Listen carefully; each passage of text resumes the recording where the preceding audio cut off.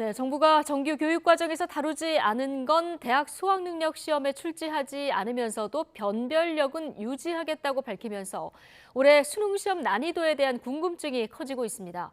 사교육 대책의 일환이라는 게 정부 설명인데 교육 현장에서는 실효성에 의문을 제기하고 있습니다. 신지원 기자입니다. 올해 수학능력 시험은 출제 난이도를 예측하기가 어려워졌습니다.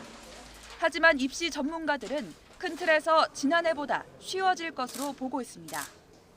여러 영역을 융합하고 꼬아서 내는 이른바 킬러 문항이 줄면 결과적으로 난도가 낮아질 수밖에 없다는 겁니다. 특히 대통령이 국어 비문학 출제 난이도를 콕 집어 지적한 만큼 국어 영역이 더 쉬워질 거란 전망인데 국어와 수학 간 표준 점수 격차가 더 벌어져 이과생이 문과생보다 고득점에 더 유리해진다는 우려가 나옵니다. 지난해는 국어가 쉽게 출제돼 있고 수학이 어려워서 점수 격차가 큰 것이 문제였는데 지난해 국어 쉽게 출제된 것보다 더 쉽게 출제하라는 메시지는 수험생에 있어서는 사실 상당히 좀 당황스럽고 혼란스러운 상황이다. 상위권과 중상위권의 경쟁이 치열해지고 중위권이 사라지는 공동화 현상도 우려됩니다.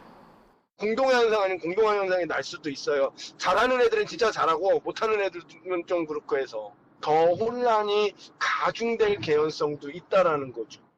대통령실은 카르텔이란 격한 용어까지 사용하며 사교육 대책의 일환임을 강조했지만 효과는 의문입니다.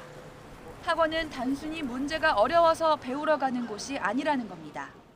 쉽게 내면 사교육비가 줄고 어렵게 내면 사교육비가 느는 문제가 아니라 시대권 이 대학 입시가 상대평가로 치러지는 이 상황이기 때문에 사교육비가 느는 거죠. 남들보다 한 문제를 더 맞아야 되겠다라는 욕구 때문에.